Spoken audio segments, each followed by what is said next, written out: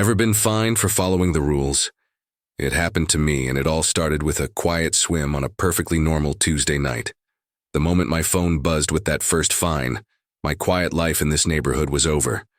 What started as a simple email was really the first shot fired in a war for control of our community. Ethan Miller sliced through the water, smooth and steady. At 28, with the stress of paralegal work grinding down his shoulders all week, swimming was his one ritual, the place where bills, deadlines, and the loneliness of moving into a new neighborhood melted away. He checked the clock on his phone before diving in. 9:10 p.m. The pool closed at 10, plenty of time. By 9:30 he was climbing out, dripping onto the concrete, when his phone buzzed on the deck chair. He grabbed it, expecting a text from his boss. Instead, his heart froze. Notice of violation, HOA fine, $300 for unauthorized pool use. Timestamp, 9:32 p.m. Ethan blinked. His wet fingers nearly slipped as he reread it. Unauthorized pool use? He'd left at 9:31. The fine was issued at 9:32. Are you kidding me? He muttered, shaking his head. He scrolled further. Attached was a screenshot from the HOA's security camera. Him, hauling out of the pool ladder, droplets flying. Bright red caption at the bottom read, "Pool closed, rule violation. But the pool closes at 10. His voice trailed into the night. The next morning he marched to his townhouse kitchen table, spreading out the HOA's rule book like a case file. By day, Ethan was a paralegal at a mid-sized firm downtown. He wasn't a lawyer yet, but he knew how to read fine print. He flipped to the pool regulations. Pool hours 7 a.m., 10 p.m. Noise restrictions after 10 p.m. Safety guidelines must be followed. Nothing, absolutely nothing, about 9:30. He leaned back, lips tightening. So why this? Fine. Later that day, as he left his townhouse, he spotted a woman across the street kneeling in her garden, trying to coax a toddler out of a patch of mud. Her face was flushed, dark curls escaping her ponytail. The toddler wailed as she tried to clean his hands. You okay over there? Ethan asked, pausing by the sidewalk. The woman sighed, brushing sweat from her brow. Yeah, just another day. HOA's probably watching me with binoculars right now. Ethan chuckled. Funny you say that. They just hit me with a $300 fine last night for swimming. At 9:30. Her head snapped up. Wait, 9:30? That's not a thing. The pool closes at 10. Exactly. But apparently not if you're... Saying she laughed dryly, then shook her head. Welcome to the neighborhood. I'm Maya. I got fined last week because my son had a floaty in the pool. They called it an unapproved device, like he's 2. Ethan frowned. You're serious? Dead serious. $300. They said it was a safety violation. She gave a bitter smile. Karen Whitmore doesn't miss a chance. The name landed like a stone in Ethan's stomach. Karen Whitmore? Our glorious HOA president, Maya said, voice dripping with sarcasm. Moved in 6 months ago. Ever since, the fines doubled. She runs this place like her own little kingdom. That evening, Ethan decided to dig deeper. If there was one thing his paralegal job had taught him, it was that paper trails never lie. By 11 p.m., his kitchen table was a crime scene, rule books, violation notices, a spreadsheet he'd started compiling. He noticed patterns. Fines mostly hit newer, younger homeowners, while the long-timers seemed untouched. A knock interrupted him. When he opened the door, a tall guy in joggers stood there, holding 2 cans of energy drink. You must be Ethan. I'm Jordan, townhouse 3 doors down. Maya said you're fighting Karen. Ethan blinked. News travels fast. Jordan grinned. In this place. Faster than Wi-Fi. Here. He tossed him a can. Figured you'd need it. I've been tracking this too. I do IT. Spent the last 2 weeks scraping HOA email headers. Something's off. Ethan raised an eyebrow. Scraping as in hacking? Not hacking, Jordan said quickly. Just bending the edges of public records. Trust me, you'd be shocked how sloppy Karen is with digital footprints. They sat at Ethan's table, lit by the glow of his laptop. Jordan pulled up a folder. Look at this. Every violation email you and Maya got, backdated. The server. Logs show edits after the fact. Someone's making it look official. Ethan leaned forward. His pulse quickened. So the rules aren't even real? Exactly. Karen's fabricating them, then enforcing them with fines. 2 days later, Ethan's suspicion turned into certainty. A fresh notice appeared on his door. Reminder. New pool hours, 7 a.m. to 9:30 p.m., effective June 1st. But here was the kicker. Today was June 3rd, and the memo was dated May 28th. Ethan smirked bitterly. She's rewriting history. He snapped photos, sent them to Maya and Jordan. Maya replied almost instantly. She did the same to me. The floaty rule? That memo appeared 3 days after my fine. Jordan added, got her. Metadata shows she created that doc on June 2nd, then backdated it. Amateur move. Ethan's jaw tightened. It wasn't just about $300 anymore. It was about power. Karen wasn't enforcing rules. She was inventing them, one fine at a time, to bleed the community dry. He stepped outside, looking across the manicured lawns, the identical rows of townhomes glowing under porch lights. The neighborhood looked calm, perfect, like a postcard.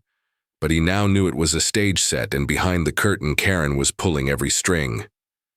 His phone buzzed again. Another message, this one from an unknown number. Stop snooping, Ethan. Some people don't belong. Here. The words chilled him. He scanned the street. Porch lights flickered, curtains shifted. Someone was watching. He tightened his grip on the phone, anger boiling under his skin. For the first time since moving in, Ethan realized this wasn't about a fine anymore.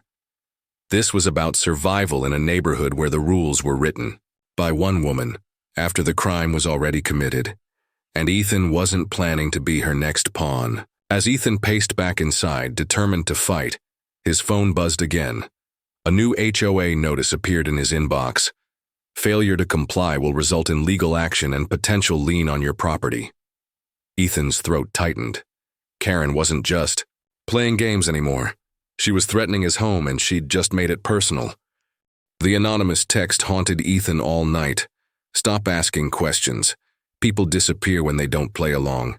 By dawn, his phone was still on the nightstand, glowing faintly with the message. He hadn't slept. His mind churned through possibilities.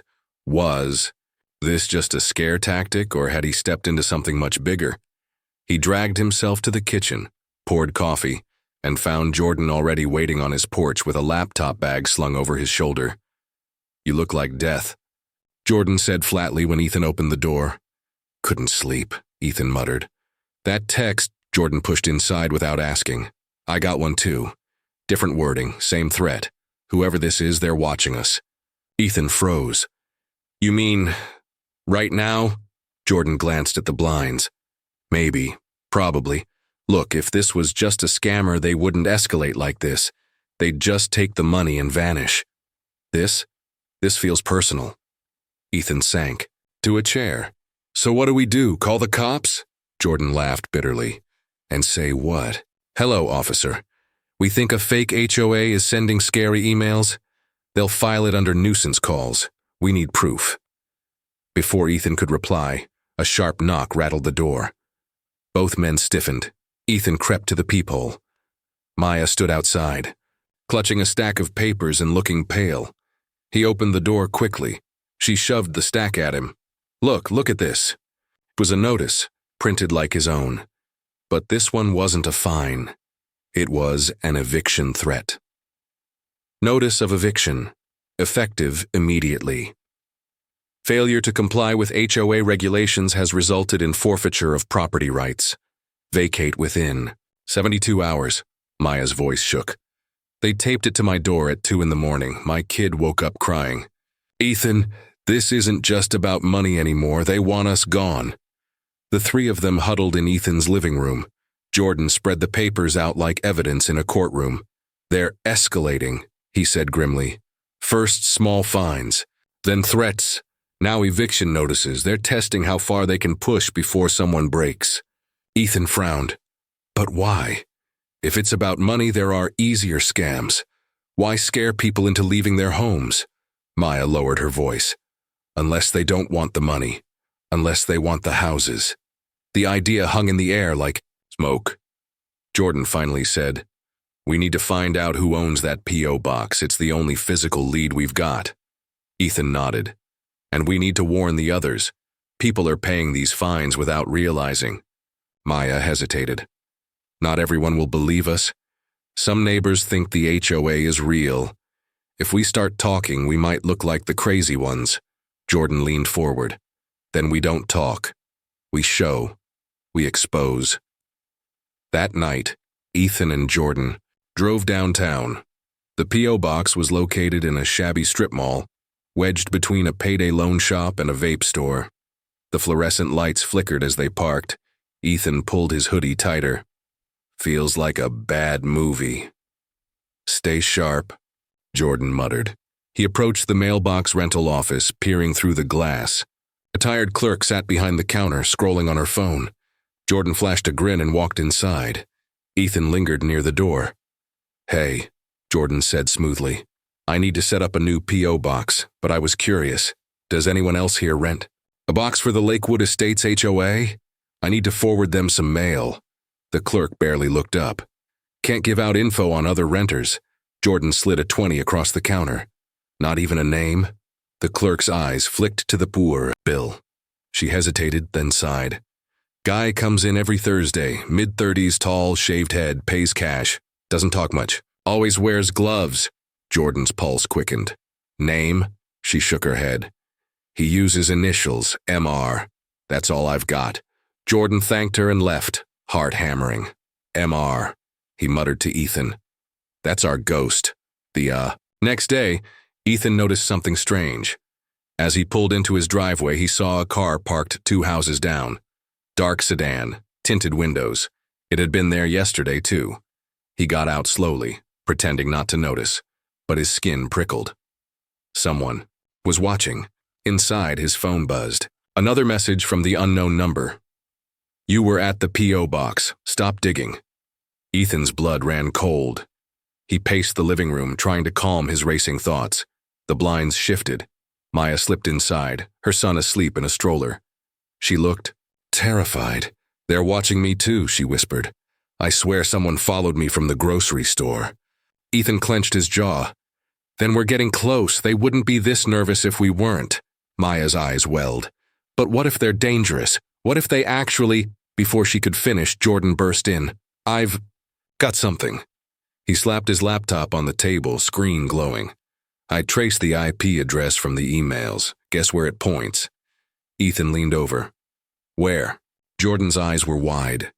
"Right here in Lakewood Estates. Whoever's running this fake HOA, they're one of us." That revelation ripped through the room like lightning. Maya's face went pale. "You mean a neighbor?" Jordan nodded grimly. "Yeah, the emails, the threats, the whole operation. It's being run from a house less than half a mile from here."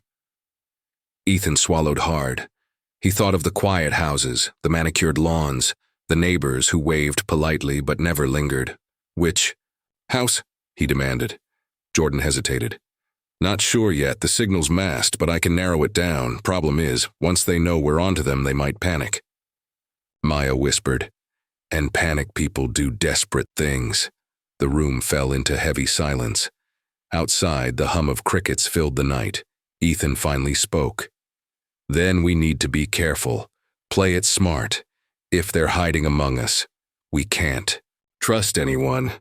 Maya's hands trembled as she clutched her son's blanket. Jordan's jaw was tight, eyes flicking between the blinds and the screen.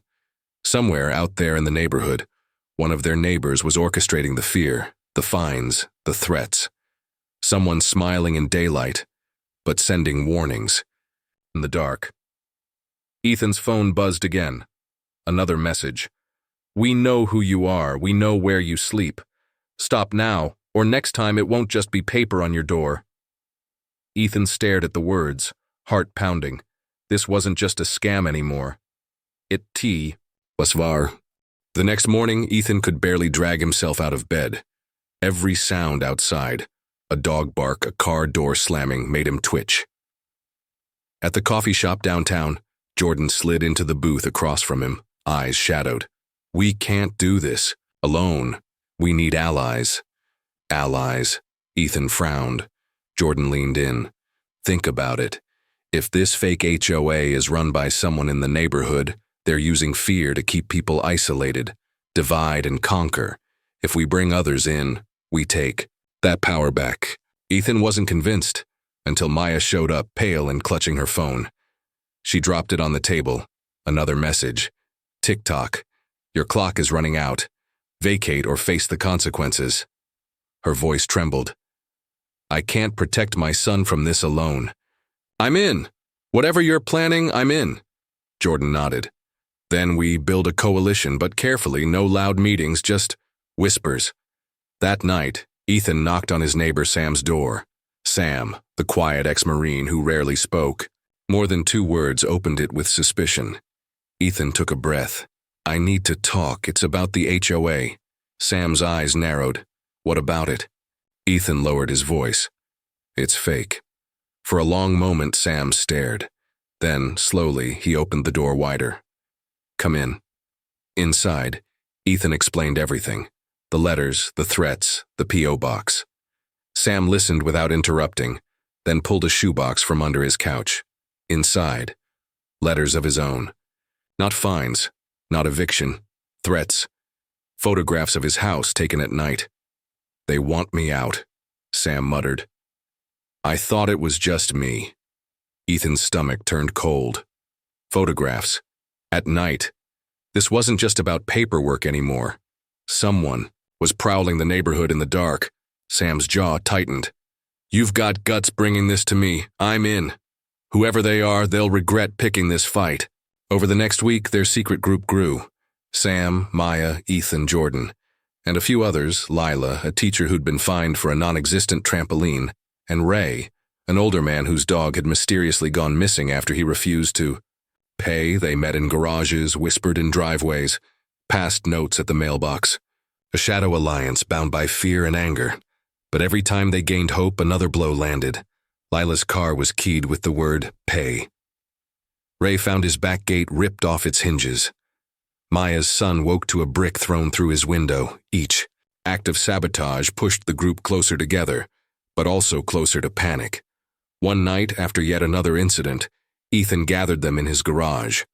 We can't just wait for them to strike again. We find MR and end this. Jordan slammed his laptop open.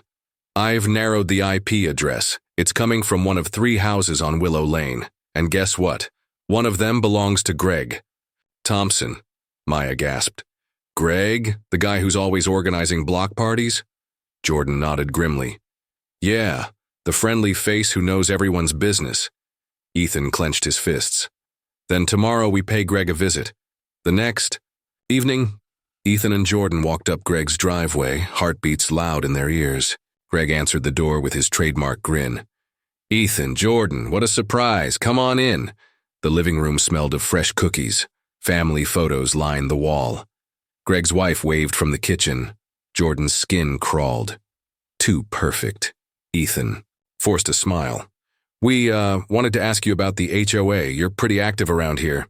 Do you know who runs it? Greg chuckled. HOA? Oh, I try to stay out of that nonsense.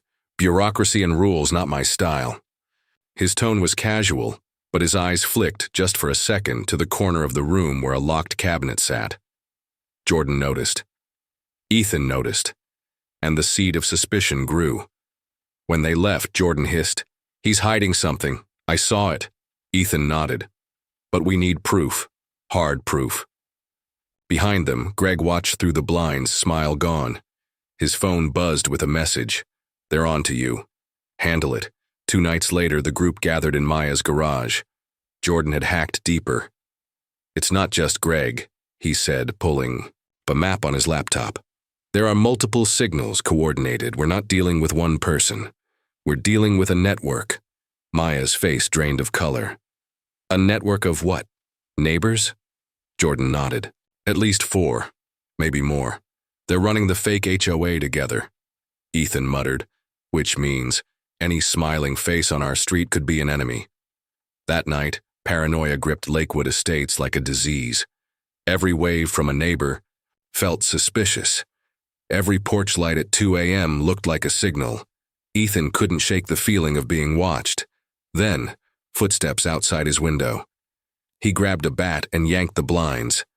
A figure in a black hoodie bolted. Ethan tore outside, heart pounding, and chased the shadow down the street. The figure was fast, but Ethan cornered them against a fence. "Who are you?" he shouted. The figure yanked off their hood. It was Lila. Ethan froze. "What the hell are you doing?" Lila's eyes darted. I can explain."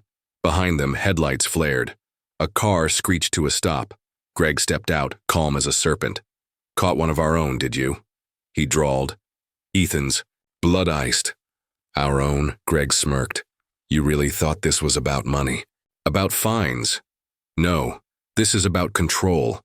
We built this fake HOA to weed out the weak, to claim what should have been ours all along. And Lila, well, she's been helping us the whole time." Ethan stared at Lila, betrayal burning in his chest. You were at our meetings." Lila's voice cracked. "I didn't have a choice. They threatened my family. I had to play along." Greg's smirk widened. "Funny thing about fear. It makes people very obedient. And you, Ethan, you've been a thorn too long." He snapped his fingers. 2 more figures stepped from the shadows. Sam and Ray, captured, bound, gagged. Ethan's world tilted. This wasn't a scam anymore. It was a war of neighbors against neighbors. Ethan had never felt more helpless. Greg's men shoved him into the back of a van alongside Sam and Ray. Lila sat in the passenger seat, face pale, avoiding his eyes. The van drove to the abandoned clubhouse at the edge of the neighborhood, the one everyone thought had been closed for repairs. Inside, Ethan saw the truth. A makeshift headquarters, computers, printers, stacks of fake notices.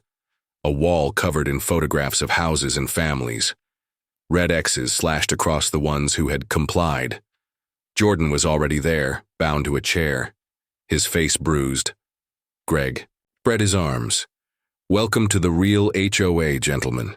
Not a homeowners association, but a society. Our society. And we don't tolerate disobedience." Ethan spat on the floor. "You're insane." Greg chuckled. "Insane? No. Visionary." Lakewood Estates was weak, full of people who didn't deserve what they had. So we took control, one house at a time, and soon, the whole block will belong to us. Maya was dragged in, screaming, clutching her son. That was Ethan's breaking point. The rage burned through the fear. He caught Jordan's eyes. Subtle nod. Now. Jordan had been working his ropes loose. He surged forward, smashing a chair leg into the nearest captor. Chaos erupted. Ethan lunged at Greg, fists flying. Years of frustration, fear, anger, all pouring out in one brutal strike. Sam, freed in the chaos, tackled another man. Maya grabbed her son and darted behind a table. Greg fought like a man possessed, but Ethan's fury overwhelmed him. He slammed Greg into the wall of photographs, sending papers scattering. "Your little empire's over," Ethan growled. Sirens wailed outside. Blue lights flashed through the broken windows. Greg froze. The police stormed in, guns drawn. In minutes, the cult-like fake HOA was dragged out in cuffs, their scheme exposed in all its twisted glory. Ethan stood shaking, bloody knuckles clenched, as Maya hugged her son tight. Jordan limped over, grim but smiling. "Guess we finally paid our dues." Ethan looked around at the shattered clubhouse, the wall of fear. Then at his neighbors, his true neighbors. The nightmare was over, but he knew one thing. Lakewood Estates would never be the same.